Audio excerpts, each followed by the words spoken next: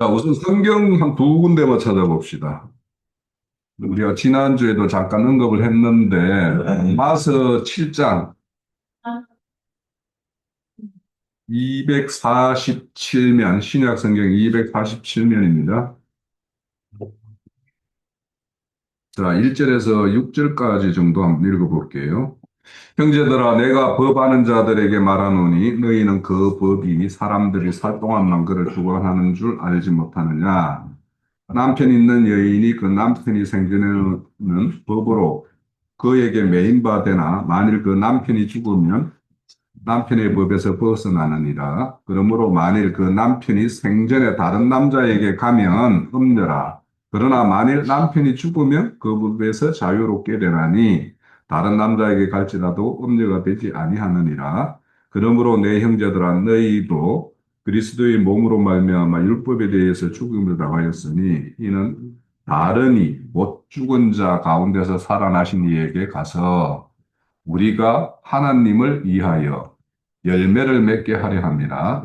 우리가 육신에 있을 때에 율법으로 말미암아 죄의 정욕이 우리 지체 중에 역사하여 우리로 사망을 위하여 열매를 맺게 하였더니 이제는 우리가 얽매였던 것에 대하여 죽었으므로 율법에서 벗어났으니 그러므로 우리가 영의 새로운 것으로 섬길 것이요 율법으로 전문에 묵은 것이 아니할지니라. 자, 여기서 보면 영의 새로운 것으로 섬길 것이요 율법의 전문에 묵은 것으로 하지 아니할 것이라 이런 말씀이고. 자, 이거 우리 내용을 잘 알죠, 그죠? 네, 참나편은 율법을 말하는 것이고 그렇죠. 세남편은 복음을 말하는 복음을 거예요. 말하는 그래서 율법과 복음으로 이렇게 연결시키면 될 것이고, 자, 히브리서 한번 8장,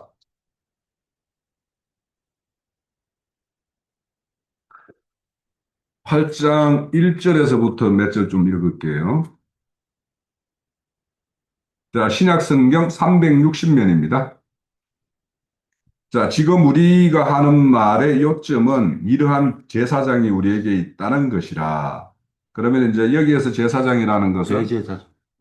대제사장이 있다라는 것이라. 그러면 여기서는 아론의 어떤 반차에 따른 제사장이 있고, 여기서 말하는 것은 멜기세덱의 반차에 따른 대제사장이 있다라는 거예요. 그는 하늘에서 지극히 크신 이의 좌우 우편에 앉으셨으니 성소와 참 장막에서 섬기는 이시라. 이 장막은 주께서 세운 것이요 사람이 세운 것이 아니라.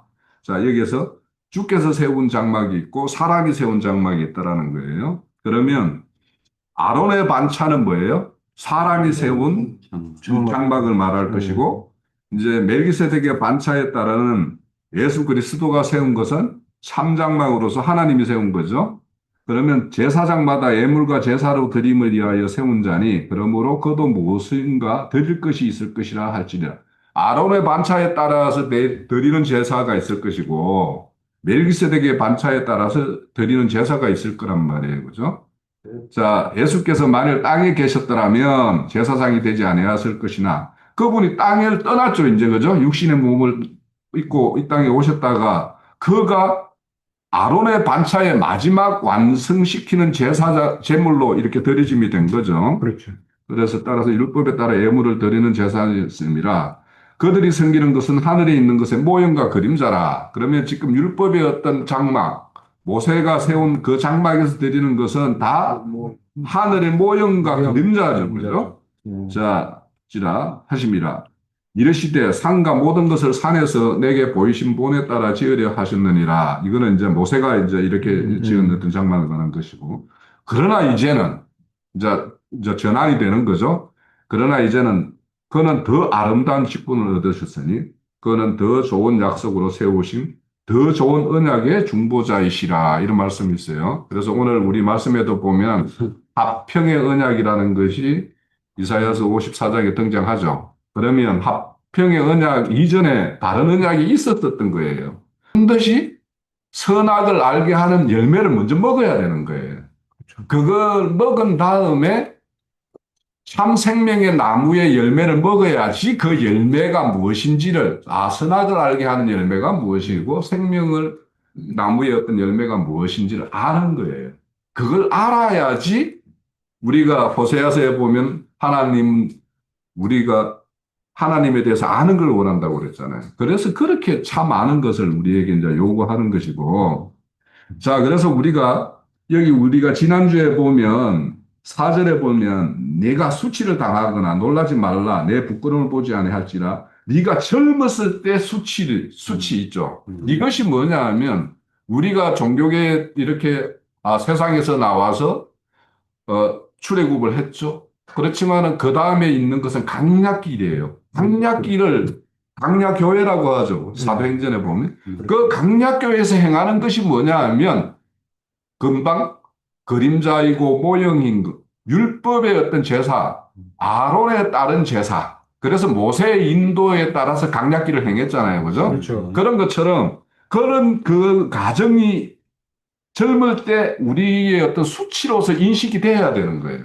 그러면 이 수치로, 젊을 때 그 행했던 것이 수치로 인식되고 그것이 참 하나님을 만난 것이 아닌 가부의 치욕이었구나라고 하는 걸 알아야지 오늘 이 노래를 부를 수 있는 거예요. 잉태하지 못한 자가 출산이 이제 너도 잉태해서 출산의 때가 이제 그런 자에게 이를 것이라고 하는 것을 하나님을 지금 이 54장을 통해서 말씀하고 있기 때문에 그래서 우리가 그 젊은 날의 어떤 그런 치욕 이런 것들을 알아야 되는 거예요.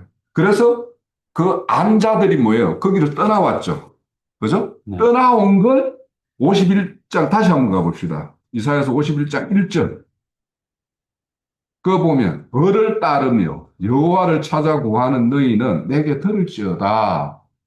너희가 떠낸 반석과 너희가 파는 우묵한 운덩이를 생각해봐라. 그러면 네가 하나님에 의해서 인도받아서 너희가 스스로 그 떠나온 자리, 그 흔적 자리 이런 것들을 한번 생각을 해보라. 이렇게 말씀해요. 그러면 지금 이스라엘은 바벨론 포로로 잡혀갔죠. 그러면 그들이 바벨론 포로로 잡혀가기 전에 예루살렘 성전에서 행했던 일들이 어떤 일이었는지를 이제 알아야 되는 거예요. 아는 자만이 돌아갈 수 있어요. 그래서 그런 자들이 이제 이 노래에 참여할 수 있는 거죠. 그래서 여기에서 잉태하지 못하는 자, 출산에 상고가 없는 자, 그거는 예루살렘 성전에서 행했던 그 사람들이 바벨론에 와서 자기가 떠나왔던 자리, 왜 하나님이 우리를 이쪽으로 이렇게 포로라는 신세로 이렇게 보냈는가 하는 것들을 생각해 보니까, 그때 행했던 것들이 바벨론의 신, 바알을 섬기는 거와 똑같은 짓을 했기 때문에 바알의 본 신들의 어떤 고향인 그곳으로 우리를 보내서 너희의 실상을 다시 돌아보게 하셨구나 하고 아는 사람들이 하나님의 뜻과 의도를 알고 다시 돌아가는 거죠. 그러면 이제 지금 이것을 우리가 아까 읽었던 로마서의 그걸로 등치시키면 율법이라는 천남편을 왜 우리에게 짝지어 줬는구나. 그 율법의 그 남편을 통해서 우리는 죄의 정죄를 받아야지, 죄의 참혹한 현실을 우리는 알 수가 있는 거예요. 그래서 이 첫 남편이 나에게 지어지는 이 무거운 짐으로부터 나를 해방시킬 자가 누구일까 하면서 그것을 찾아갈 때 찾고자 하는 자에게 하나님은 뭐예요? 손을 내밀어요. 그래서 그 자에게 첫 남편이 아닌 둘째 남편으로 이렇게 회복시키는 것이 오늘 54장의 말씀이에요. 그래서 우리가 성경에는 이제 두 남편이 있죠. 두 남편. 옛 남편이 있고 새 남편. 그래서 옛 남편인 율법을 끝내기 위한 게 53장의 이야기죠. 그죠? 그분이 우리의 모든 질고를 다 지고 우리 대신에 멸시를 당하고 조롱당하고 마침내는 이제 죽음에 이르는 어떤 그 대가를 지불함으로 인해서 율법의 요구를 완성시키고 율법의 마침이 된 거예요. 그래서 우리에게는 율법의 마침이 되어야 돼요. 그래서 우리가 혹 뭔가 이런 거에서 정죄받는 거 있죠. 그러니까 양심을 찌르는 것과 양심이 찔리는 것과 정죄는 다른 거예요. 그렇죠. 이걸 구분을 못하면 우리가 복음을 아는 사람이라고 할 수 없어요. 자, 그래서 여기서 을을 따르는 자는 반드시 여호와를 찾게 되고 그 찾은 자는 이 하나님이 나를 예전에 내가 여기가 조싸우니 하고 여기에 말뚝 박으려고 생각했던 그곳에서 나를 이렇게 떠냈고 뽑아냈구나라는 아는 사람, 그런 사람들이 을을 따르는 거예요. 그래서 우리 을라는 것을 을을 따르며 할 때 을라는 것은 항상 언약 관계 안에서를 말하는 거예요. 그래서 언약이 성취되는 것, 그것이 하나님의 어거든요. 예수님이 왜 이 땅에 와서 아버지께 다시 가심이 뭐라고 하느냐 하면 그분이 이 땅에 오신 이유가 있고 그 오신 모든 목적을 다 이루고 올라가는 것이 모든 목적을 이루었다라는 어떤 증거 아닙니까? 그죠? 그렇죠. 그래서 언약을 성취시킨 그 어떤 것, 그것을 우리는 어라고 해요. 그래서 만약에 여기에서 이제 을을 옳고 그름으로 따진다라면 세상의 어떤 그 옳고 그름과 달리 하나님의 언약을 성취시키는 일에 참여하는 그것이냐 아니냐. 언약을 성취시키는데 내가 참여자고 우선은 언약의 어떤 당사자로서 내가 참여되어야 되고 하나님의 언약을 더 확장시키고 더 구체화시키고 더 이렇게 열매로서 아까 보면은 로마서에 보면은 첫 남편을 떠나서 새 남편을 맡게 하는 것은 뭐냐 하면 하나님을 위하여서 열매 맺기 위함이라고 이야기했잖아요. 그러니까 그 열매라는 것은 뭐냐 하면 하나님의 언약의 성취 완성으로 이렇게 나타나는 거여야 되는 거예요.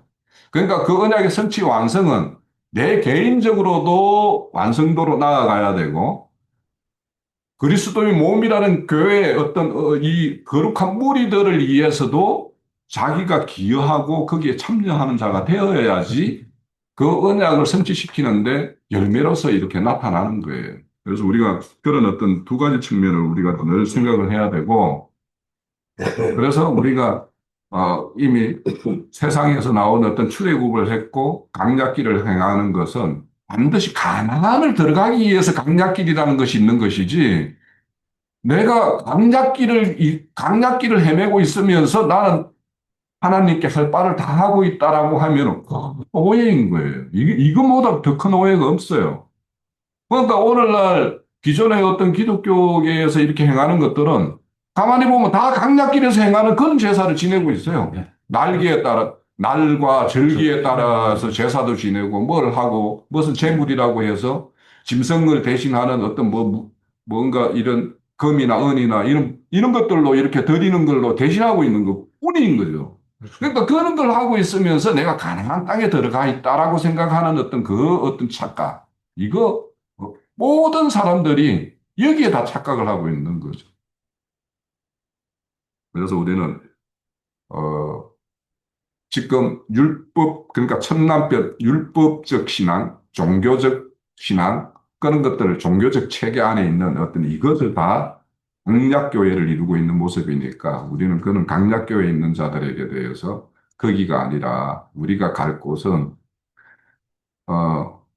그 뭡니까 롯을 심판한 롯에게도 하나님께 저게 권고할 때 저 산에까지 가라고 그랬는데 그 중턱 어디 동굴에 이렇게 머무는 어떤 그런 것들을 소활성에 들어갔다가 이제 거기서 나와서 다시 굴. 불로 들어가는 어떤 그걸로 이렇게 마침이 되니까 거기에서 나오는 거는 모압과 암몬이라는 하나님의 어떤 그 뭐에 참여하지 못한다고 그러죠. 신명기 13장에 보면 그렇게 그런 자들을 낳게 돼서 그러니까 우리는 하늘의 시온산에 이르러서 하늘의 기업을 받을 자들을 이루는 어떤 그 교회를 실행을 해야 되는데 그렇지 못하다는 거예요. 자, 그래서 우리가 오늘 4절에 젊을 때의 어떤 수치, 갑옷 때의 어떤 치욕 이런 것들을 다 떠나보내야 되죠. 그래서 우리가 그 길갈에 들어가면 뭐예요? 할례. 할례를 행하고 애굽의 수치를 다 굴러보냈다고 하는 거죠. 그 애굽의 수치가 뭐냐면 젊을 때의 수치와 가부의 어떤 치욕을 말하는 거죠.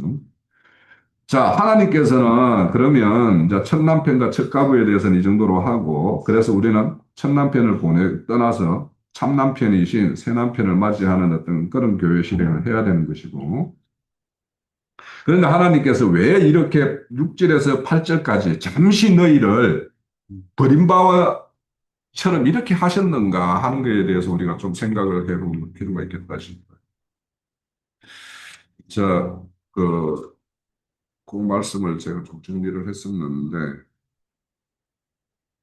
우리 그 하나님은 항상 이렇게 우리의 구원이라는 것은 가정이 있다라는 걸 알잖아요. 그죠? 우리가 그래서 강약길도 42 정착지가 있었죠. 네. 42 이런 단계. 어떤 단계를 거쳐서 결국에는 요단강 건너편 그 모압 평지에 이르렀고 음. 모압 평지에서 모세가 장사되죠. 그죠? 네. 그러니까 모세를 떠나보내야지 요수아를 맞아들일 수가 있는 거예요. 그래서 모세의 어떤 인도를 받아서 모압 평지에 이르렀고 모압 평지에서 완전히 이제 이게 승계가 되어서 요수아가 이제 인도에 따라서 이제 가나안 땅에 들어가요. 호reb산. 음.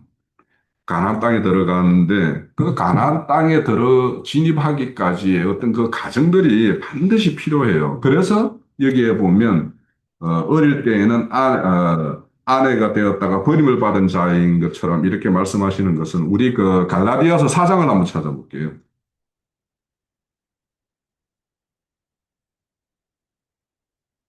해지를 좀 알려주시고 306페이지요. 거기 보면 어릴 때에는 누구에게 맡긴다고 하는 말씀이 있죠. 어, 후견인과 청지에게 맡긴다라는 것이 있잖아요. 자, 네. 4장 1절에서 볼게요.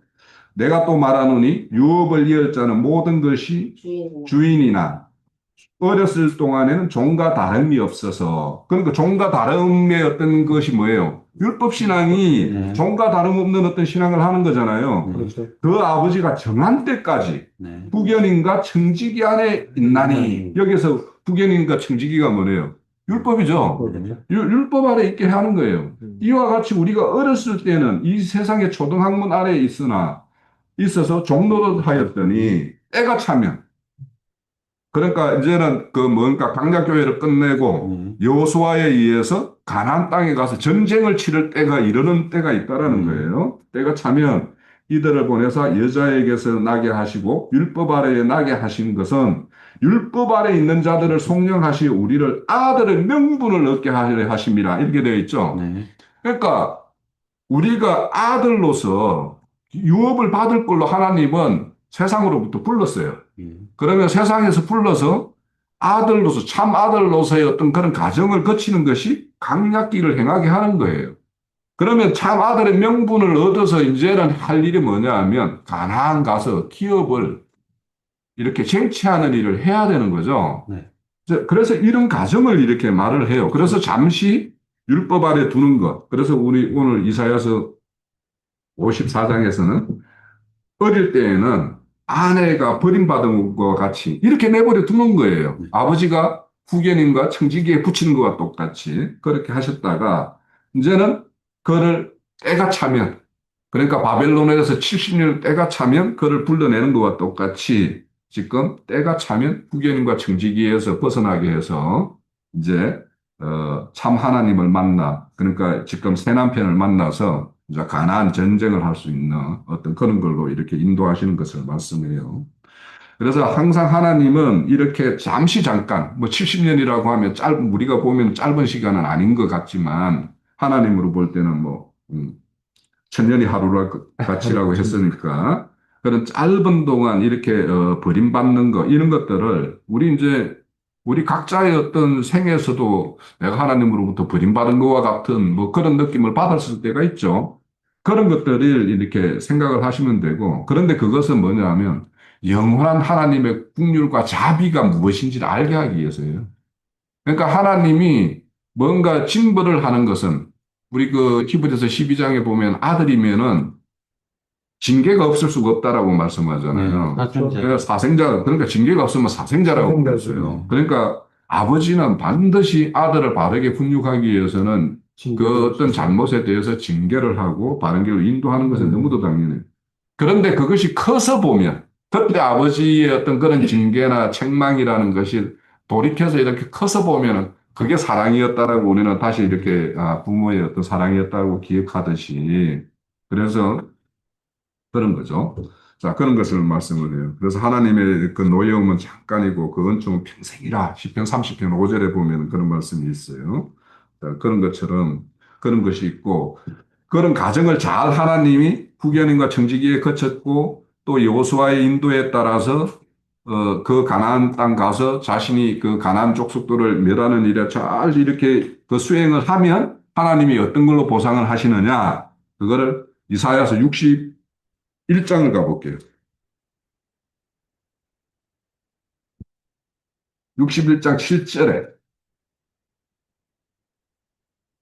7절에 보면 너희가 수치 대신에 자 젊은 날에 수치를 당했죠 그죠? 후견인과 청지기 밑에서는 종로릇과 다름없는 어떤 그런 생활을 했었어요. 지금도 우리가 과거에 우리가 거쳐온 그 예배당이라는 것들을 생각해 보면 거기에서 종로릇 했잖아요. 네. 그런데 그게 진짜 수치였어요. 그 수치를 대신에 보상을 배나 얻으며 능욕 대신에 몫으로 말미암아 즐거워할 것이라. 그리하여 그의 땅에서 갑절이나 얻는 영원한 기쁨이 있으리라. 이렇게 말씀해요. 그러니까 젊은 날에 이런 어떤 수치, 잠시 아내가 버림을 받은 것과 같은 이런 것들을 이렇게 행하는 이유는 이런 어떤 그것을 잘 이겨내고 하나님이 그 단계 단계 인도할 때 그 인도를 잘 이렇게 따르게 되면 이런 보상으로 받게 된다는 거예요.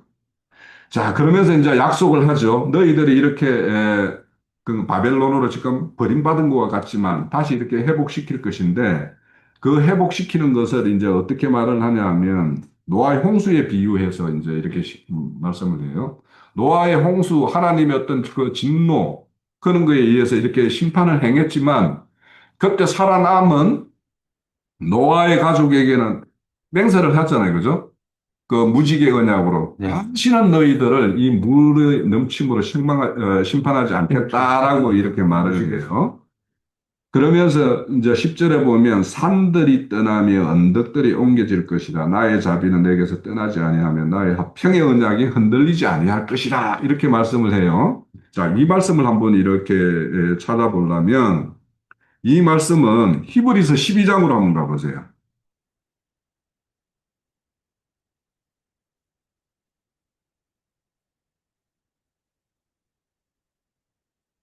12장에 가면 366페이지. 26절에서 29절 그때 예, 읽어보시죠. 그때는 그 소리가 땅을 진동하였거니와 이제는 약속하여 이르시되 내가 또 한 번 땅만 아니라 하늘도 진동하리라 하셨느니라. 이 또 한 번이라 하시면 진동하지 아니하는 것을 영존하게 하기 위하여 진동할 것들 곧 만드신 것들이 변동될 것을 나타내시니라.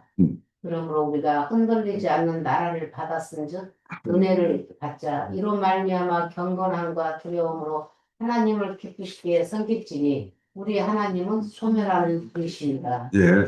자, 그러면 여기에 보면 진동하는 뭔가가 막 이렇게 흔들리고 진동하고 막 이렇게 하는 어떤 그런 어떤 일이 있는가 하면 여기 보면은 전혀 흔들리지 않는 어떤 기업이 있다라고 그러죠. 저 12절, 저 28절에 보면 이것이 대비되는데 여기 보면 26절에 그때에 그 소리가 땅을 진동하였거니와 할 때 그때가 어느 때냐? 이걸 알려면 출애굽기 19장을 가야 돼요. 출애굽기 19장. 네. 그러면 모세가 하나님 출애굽을 한 다음에 첫 언약을 이렇게 받기 위해서 올랐을 때 출애굽기 19장 18절 19절 19장이요. 예. 그때 보면 모세가 이제 17절에 봅시다. 모세가 하나님을 맞으려고 백성을 거느리고 진에서 나오매 그들이 상기섭에 서 있는데 시내산에 연기가 자욱하니 여호와께서 불 가운데 거기서 강림하심이라 그 연기가 온기와 같이 라마의 연기같이 떠오르며 온 산을 크게 진동하며 나팔 소리가 점점 커질 때에 모세가 말한즉 하나님의 음성으로 대답하시더라 이렇게 하죠. 그러니까 모세가 하나님 출애굽해서 하나님의 어떤 첫 장막에서 이렇게 작동되는 언리인 그 율법을 받을 때에는 이렇게 하늘이 진동되는 거 그렇죠. 이런 것들을 받는 거예요. 그러니까 우리가 하나님이 왜 여기서 이런 것들을 말하냐 하면 젊을 때 어떤 수치 가부의 치욕을 당하게 하고 또 어린 아내일 때 버림을 받은 것과 같은 그런 것들은 왜 경험하게 하느냐 하면 그런 흔들리는 어떤 율법의 언약, 이런 언약을 먼저 경험하게 하고 흔들리지 않는 영원한 화평의 언약을 맺기 위해서 그것으로 그런 언약으로 인도하기 위해서는 반드시 흔들리는 언약을 경험을 해야 되는 거예요. 그렇죠. 네. 그래서 우리가 이런 히브리서의 어떤 그 기자가 말하는 그래서 우리는 과거에는 흔들려요. 율법이라는 것은 매일 우리를 찌르고 뭔가 이게 맞나 안 맞나 막 이렇게 마음에 어떤 회의가 있게 하고 그런 거 아닙니까? 그죠? 그러다가 이제는 그것을 다 떠나고 하나님께서 흔들리지 않는 우리에게 언약을 이렇게 주신 거예요. 그러면 이제 앞서서도 어떤 율법에 의해서 정죄를 받는 것과 내가 양심이 살아서 양심의 찔림을 받는 것은 전혀 다른 거예요. 그래서 아까 그 여러 이제 뭐 어뜸이 되고자 하는 자도 말을 했지만은 디모데 전서구나. 전서 2장에 보면 바울 사도가 디모데에게 편지를 보낼 때 보면은 후메네오와 알렉산더에 대해서 말을 하면서 그들은 양심을 버렸다고 이야기하고 그렇죠. 그래서 양심을 버림으로 인해 가지고 믿음에서 파선한 자다. 네. 그래서 내가 이들을 사탄에게 내어 주었다. 이렇게 말을 해요. 그러니까 양심에 찔리는 것과 정죄를 받는 것은 다른 거예요. 자, 그래서 우리가 그거는 양심에 찔리면은 양심에 따라서 돌이켜야 되는 거죠. 그거는 돌이키는 거고, 그거는 살아있는 양심이라고 할 수가 있고, 그 죽은 양심은 그 뭐 하인 맞았다고 그러잖아요, 흔히. 네. 그래서 그런 경우에는 이제 죽은 양심이고, 그거는 이제 진짜 하나님의 어떤 정죄를 받은 것이죠. 그래서 아까 뭐 홍수는 윗물과 아랫물이 터져서 막 이거에 휩쓸려 가는 거다라고 하는데 결국에는 홍수라는 것은 윗물과 아랫물이 구분 못하면 혼탁한 것이 이렇게 흘러가면 거기에 흡수려 가는 거예요. 왜냐하면 자기가 잘하는 줄 알고 있거든. 그죠? 그런데 그거는 뭐냐면 나의 육체의 연약함을 자꾸 앞세워서 변명을 하려고 그러고 그래요. 육체의 연약함 다 있어요. 다 알아요. 다 아는데 그걸 앞세울 이유는 없다라는 거예요. 그거는 변명인 거예요. 자, 그래서 우리가 여기에 54장의 말씀은 그래서 하나님은 이런 젊은 날의 어떤 것들을 이렇게 허락하시는 것은 흔들리지 않는 화평의 언약을 맺기 위함이라고 말씀을 하고 그 화평의 언약을 맺게 되면 이제 있는 일들이 11절에서 17절까지예요. 화평의 언약 가운데 있게 되면 이제 여기 보면 네가 공고하여 강풍에서 요동하고 안위를 받지 못하는 자들에게 이제는 너희들은 이런 것들로부터 온전히 이제 보호받을 것들 이런 것들을 말씀을 해요. 그래서 여기에 보면은 이제 여러 가지로 말을 하죠. 네가 화려한 채색으로 돌 사이에 거닐며 청옥으로 그 기초를 쌓을 것이다라고 말하는 것은 우리가 이런 말씀은 뭐예요? 우리 누가복음 15장에 보면 둘째 아들이 응? 아버지의 유산을 가지고 먼 나라 가서 승진하다가 다시 돌아왔을 때 그 아들을 맞는 게 있죠, 그죠? 맞아들이는 거. 그래서 뭐 채색 옷을 입히고 살찐 소를 잡아서 이렇게 잔치를 베풀잖아요. 뭐 발에도 뭐 신발을 신기고 막 이런 식으로. 그거와 같이 똑같이 하는 거예요. 그것을 지금 여기에서는 뭐 청옥으로 말하고 성벽을 짓고 뭐 보석으로 이렇게 꾸밀 것이라 하고 말하는 거. 그러니까 참 남편을 만났을 때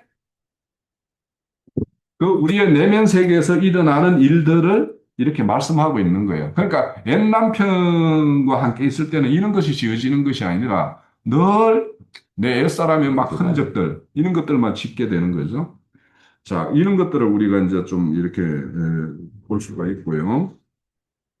그래서 우리가 이 청옥과 벽옥들 이런 것들을 쌓아서 이렇게 성벽을 쌓는다라는 것은 우리 그 마음을 신비라고 이야기하죠. 돌로 비유하죠. 그죠? 그죠? 돌로 비유해요. 그러면은 이제 여기 보면은 뭐 여러 여기 보더라도 청옥이 있고 홍보석이 있고 막 이러는 것을 여러 보석으로 다양한 색깔을 이렇게 말을 해요. 그래서 우리가 하나님 앞에서 이렇게 지원받은 어떤 그런 어떤 심령들은 각양의 어떤 모양을 가지고 있죠. 누구에게는 이렇게 청옥 같고, 누구에게는 홍보석과 같고, 이런 것들이 모여서 이제 하나의 어떤 그 계시록 21장에 보면은 이제 그 하늘에 새 예루살렘 성을 이렇게 각양의 어떤 보석으로 이렇게 지어진 것을 이렇게 말을 해요. 그런 것처럼 같이 이렇게 신부단장을 하는 것이 이제 일어나는 거예요. 그래서 이런 것들은 다 신부단장과 같은 우리가 육신의 몸을 입고 있으면서 내 심령 가운데 마음속에는 하나님의 어떤 성품과 인격으로 이렇게 지어지는 것들을 이렇게 돌로 비유해서 이렇게 말을 하고 그거는 이제 계시록에서 보면은 신부단장이라고 이렇게 말을 하고 있어요. 자, 이런 자들은 이제 여호와의 교훈을 받는 자죠. 그러니까 하나님의 온전한 교훈을 받게 되면 이제 이런 새로운 어떤 지음의 어떤 역사가 일어나는 것이에요. 자, 그래서 우리가 이런 음, 하나님의 어떤 보호, 그러니까 공고와 강풍에서로부터 이렇게 보호받지 못한 자가 보호 가운데 있게 되고 그 보호에 의해서 이렇게 보호받는 과정에서 이렇게 우리는 내면적인 어떤 인격이나 이런 것들이 새로워지고 이렇게 하게 되면 자, 누군가가 와서 보라. 15절에 보면 보라. 그들이 분쟁을 일으킬지라도 나로 말미암지 아니할 것이니 누구든지 너와 분쟁을 일으키는 자는 너로 말미암아 패망하리라. 그러니까 여기에는 이렇게 하나님과의 어떤 그런 과정을 다 겪고 화평의 언약 가운데 있는 자에게 누군가 와서 이러니 저러니 이렇게 말을 한다라 해도 그걸로 인해서 내 마음속에 분쟁이 안 일어난다라는 거예요. 그러니까 내가 누구의 말. 그러니까 우리가 이런 어떤 단계에 가면 뭐 신천지가 와서 어떤 말을 하든 하나님의 교회가 어떻게 말을 하든 여호와 증인이 와서 어떤 이야기를 하든 들어줄 수도 있고 또 그런데 이제 제가 어제 그 어떤 무슨 시사 프로를 보면서 내가 굉장히 인상적인 말을 들었어요. 이거는 우리가 한번 생각을 해봐야 될 것 같아요. 여기 이제 분쟁을 일으키지 않는다라는 말에서 저도 이제 이런 경험을 많이 했음에도 불구하고, 아, 그 말이 나한테 큰 어떤 울림이 되었는데, 우리는 사람과 대화를 하면서, 특히 복음과 관련되어서 대화를 하면서, 나의 어떤 논리로서, 성경적 지식과 이 논리로서 상대를 설득한다라고 생각하는 것을 내려놔야 된다는 거예요. 절대 사람은 우리의 어떤 가지고 있는 어떤 그 논리로서 설득당한 것처럼 내 앞에서 표정 지을지는 모르지만 설득당하지 않는다라는 거예요. 그 사람을 설득하는 거는 그 사람에게 내가 좋은 사람으로 비춰지고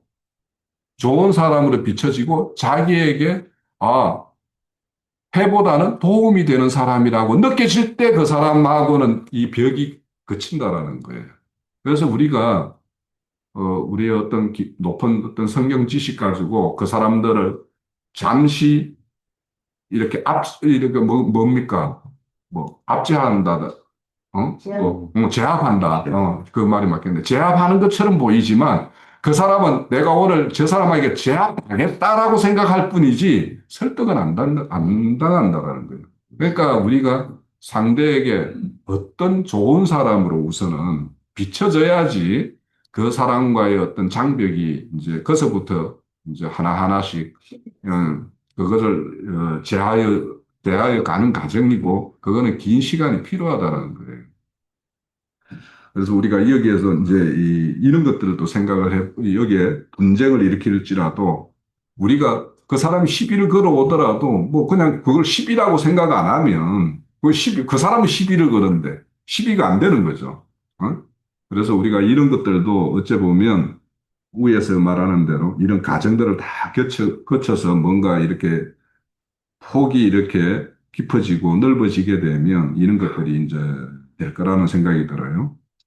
그리고 17절에 보면, 16절에 보면, 보라, 숯불을 불어서 자기의 쓸만한 연장을 제조하는 장인도 내가 창조했고. 그러니까 지금 이제 바벨론에 포로 잡혀 있는 이들을 생각을 해보면, 그 예루살렘에 있는 자들을 포로로 잡아가는데 등용시킨 것이 누구냐면 느부갓네살이죠. 바벨론의 느부갓네살이지만 그들을 다시 거기에서 해방시키고 돌아오는 그 페르시아 고레스도 그것도 하나님이 세운 거죠. 그렇죠. 그러니까 다 이것이 여기에서 보면은 연장을 제조하는 거, 파괴하며 진멸하는 자도 내가 세웠고, 바벨론의 느부갓네살도 내가 세우고, 너를 치는 자, 뭐 압살롬이니, 뭐 누구 다, 압살롬이란다. 아수로, 모든 제국들이나 그 어떤 왕들도 하나님이 다 세웠는데, 이런 것들이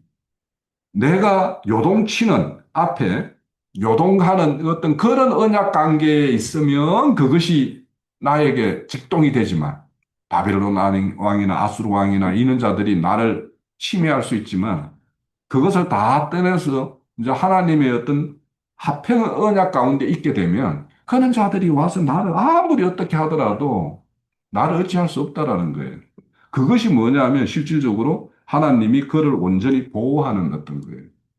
그래서 우리가 이런 하나님은 우선 그들의 어떤 그 예루살렘에서 이렇게 저지른 어떤 번가에 대해서는 하나님의 어떤 공의라는 어떤 그런 측면에서 징벌을 할 수밖에 없는 것이 있는가 하면 그렇지만 하나님은 그들에게 어떤 자비와 긍휼을 포기하지 않으신 분이라는 것도 우리가 알고 있고 그 모든 것은 하나님의 어떤 언약 때문에 그러하다라는 거예요. 하나님이 언약을 세우셨기 때문에. 그래서 아브라함과 언약, 다윗의 언약 때문에 우리 열왕기 15장 공부할 때도 그건 그 남, 그 르호보암의 아들 아미압이 그렇게 하나님 앞에서 이렇게 합당치 못한 어떤 자라 할지라도 그 등불을 이렇게 거두지 않고 등불을 주셨다고 그랬어요.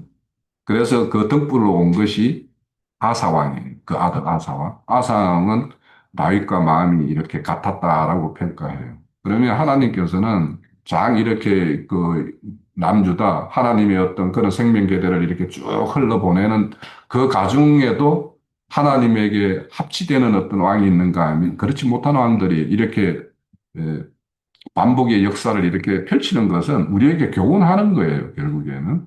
우리 또한 어떤 한 면에서는 하나님과 합치되는 마음이 있는가 하면 어떨 때는 합치되지 않는 짓을 할 때가 있어요.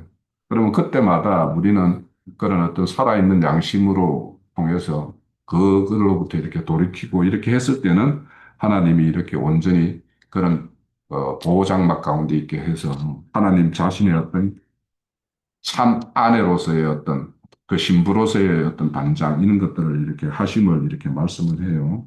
그래서 오늘 뭐 4장을 끝낸다고 하니까 그 이제 55장으로 연결되는데 결국에는 52장에 보면은 2절에 보면 네 장막을 벌쳐라 내 처소의 휘장을 아끼지 말라 널리 펼쳐라 뭐 이렇게 하는 것이 구체적으로 실현되는 것은 그 실현되는 것이 55장이에요. 초대하는 거예요. 오라.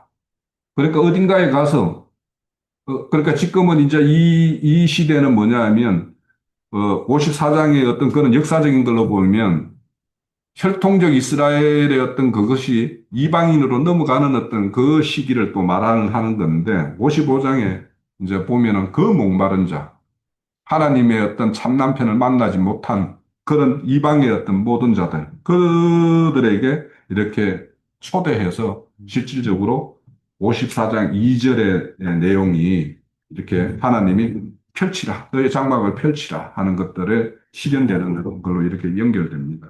자, 우리가 과거의 어떤 우리가 이루었던 그 어떤 교회의 모습과 우리가 11절에서부터 17절까지 이어지는 이 모양의 어떤 것이 우리 교회를 통해서, 우리 각자 안에서 또 우리 교회를 통해서 이런 일이 잘 이루어지고 있는가 하는 것들도 생각을 해보고, 깊이 우리가 더 생각해 볼 것은 잉태하지 못하고 상고를 겪지 못한 자, 우리 교회가 지금 뭔가 새로운 어떤 그 사람들에게 이렇게 전도가 이렇게 좀 잘 안 되고 있어요. 그죠? 그래서, 그렇지만 이제 때가 이렇게 이럴 것이라고 이렇게 격려해 주고 있으니까, 그래서 우리가 이렇게 장막을 펼치는 일을 하기 위해서 이런 55장에 이렇게 초대하는 일에 우리가 좀 이렇게 염두에 두고 54장의 어떤 축복의 말씀을 우리 교회가 앞으로 이렇게 번성할 때가 있을 것이라는 그 이 희망과 소망을 가지고 그렇게 54장을 이렇게 좀 정리하면 좋겠다 싶습니다. 자, 제 증거는 마칩니다. 네. 예. 카메라 잠깐만 돌려줘. 조금만밖에 안 돌려도 네. 그 54장 7절에 보면 내가 잠시 너를 버렸으나 큰 공일로 너를 모을 것이요 내가 넘치는 진노로 내 얼굴을 내게서 잠시 가렸으나 영원한 자비로 너를 긍휼히 여기니라 내 구속자 여호와께서 말씀하셨느니라 하고 이제 이는 내게 노아의 홍수와 같도다 내가 다시는 노아의 홍수로 땅 위에 범람하지 못하게 하리라 맹세한 것 같이 내가 내게 노하지 아니하며 너를 책망하지 아니하기로 맹세하였느니 이제 그래서 이제 계속 그 밑에 산들이 이제 말씀이 나오는데 저는 드리고 싶은 말씀은 지금 이스라엘한테 이제 크게 보면은 이스라엘한테 지금 하는 것이거든요. 근데 이스라엘이 저는 이제 언뜻 행전들 말씀 중에 그런 생각이 들었어요.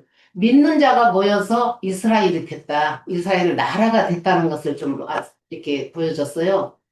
우리 믿는 자 각자, 내가 너를 했을 때는 각자인데, 그 지금 오늘 이스라엘한테 주신 말씀인데, 그 이스라엘이 되기 위해서는, 이스라엘은 나라지만은, 우리 각자 믿는 사람들한테, 이제 믿는 사람들이 모여서 이스라엘 나라를 이루었지 않나, 주님이 볼 때는, 이제 크게는 이스라엘이지만 각자로 봤을 때, 저는 잠시 너를 버렸으나, 또 잠시 가렸으나 7절에서 8절에서 그 말씀이 나오거든요. 잠시 너를 버렸으나 그걸 보면서 저는 욥이 생각이 났어요. 욥기서 그 39장, 38장 11절에서 보면 그 전에 이제 말씀이 다 있었지만 자, 읽을게요. 이르기를 내가 여기까지 오고 더 넘어가지 못하리니 내 높은 파도가 여기서 그칠지니라 하였노라. 이 높은 파도라는 것은 지금 막 어떤 굉장히 어려운 환경에 처해 있거든요.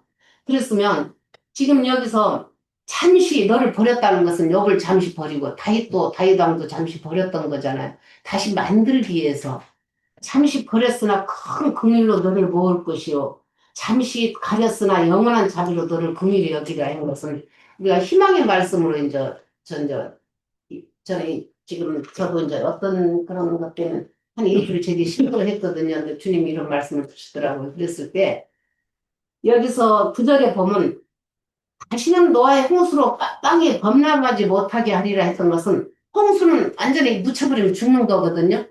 그 범람하지 못하게 하는 것은 주님이 아주 죽게 하지는 않겠다. 살리겠다는 그 의도로 말씀하신 거예요. 그래서 지금 욥에서 제가 읽었던 거 뭐냐면 내 높은 파도가 여기서 그칠지니라 했던 것은 주님이 명령을 하신 거예요. 더 이상 높은 파도가 너를 삼키지 못하게 하겠다. 그 바다에 보면 높은 파도 잘못 오면 사람은 죽잖아요. 근데 이제 욥을 주님이 악한 자를 거기까지 명령을 한 거예요. 넘어오지 못하게. 여기서 욥을 놔라, 이제. 이제 욥은 시험은 끝났다. 그것을 이렇게 했을 때, 저도 이런 말씀을 주셨을 때, 이제, 어떤 어려운 환경, 저는 아니지만, 어떤 환경을 이렇게 오는 걸 제가 보면서 너무 아파하고 힘들어 했는데, 명령을 하셨더라고. 주님이 명령하셨어요. 여기까지. 더 이상 넘어오면 안 된다. 네 권한은 여기까지라. 그것을 주님이 알게 했을 때, 이제 환경이 거의 끝나가는가 보다 했던 것처럼, 욥도 그렇게 해서 그 뒤로 이제 주님 말씀을 하면서 끝냈잖아요. 했을 때, 영원히 주님이 그 자비로 너를 긍휼히 여기라고 내 구속자 여호와께서 말씀하셨느니라 했을 때, 저는 많은 위로를 받았어요. 잠시 너를 버렸으나 큰 긍휼로 너를 모을 것이라고 했던 것처럼, 우리가 교만했기 때문에 주님이 이런 환경을 줬다고 저는 봐져요. 내가 교만했기 때문에 이런 게 온 거지. 나는 주님 잘 믿는데 하면 주님이 이렇게 하지 않거든요. 나중에 지나고 나니까 내가 참 교만했고 주님 말이 진짜 안 들어고 속썩였구나. 그랬을 때 어떤 환경들이 오지. 주님이 거기서 너는 멈춰라, 이제 악한 자한테 했을 때는 이제 환경이 회복된다는 걸 이렇게 보면서 그 10절에도 보면 산들이 떠나며 언덕들을 옮겨질지라도 나의 자비는 내게서 떠나지 아니하며 나의 화평의 언약은 흔들리지 아니하리라. 아까 행제님이 이제 흔들린다는 것은 지금 요동치는 거잖아요. 저는 여기서 보면서 지각 변동을 느꼈어요. 내가 배우지 못해서 지각 변동이 뭔지를 몰라서 이걸 찾아봤어요, 사전을.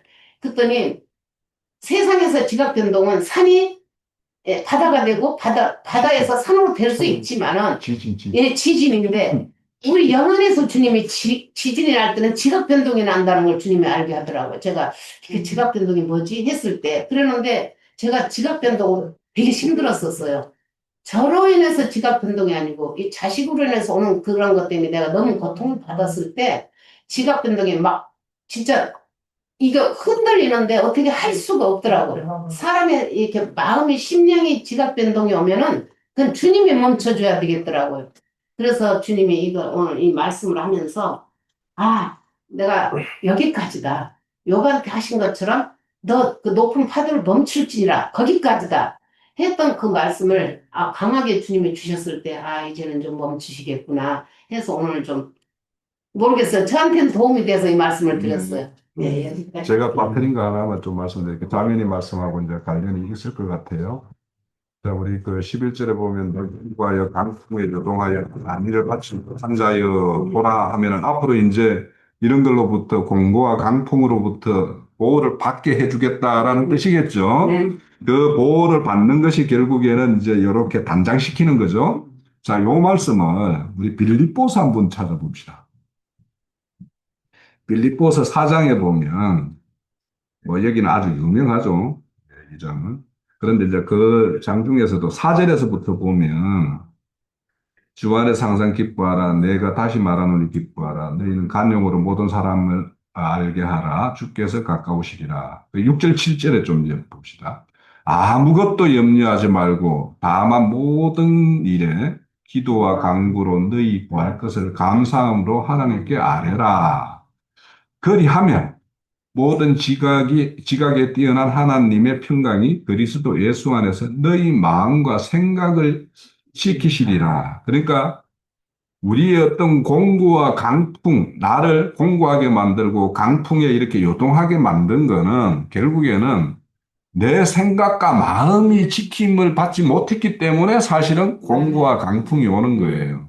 그러니까 내가 하나님의 어떤 참 평안의 언약이 내 안에 이렇게 거하고 그것이 이루어지는 것은 내 생각과 마음이 지켜지는 것을 보면 본인 스스로가 내가 하나님의 언약의 화평 가운데 이렇게 안착되어 있구나라는 걸 알 수가 있을 거예요.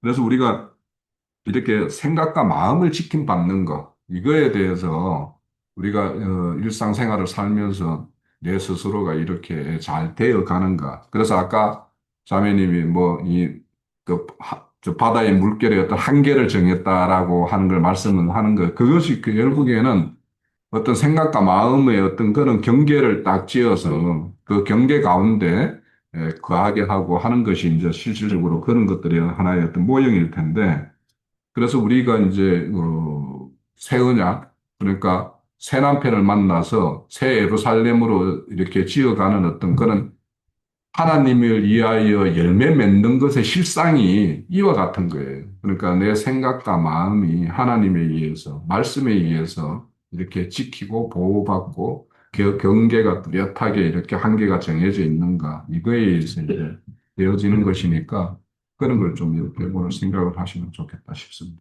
네. 그러니까 형제님이 말씀한 11절 제가 안 읽었지만 그걸 주님이 저한테 주신 말씀이에요.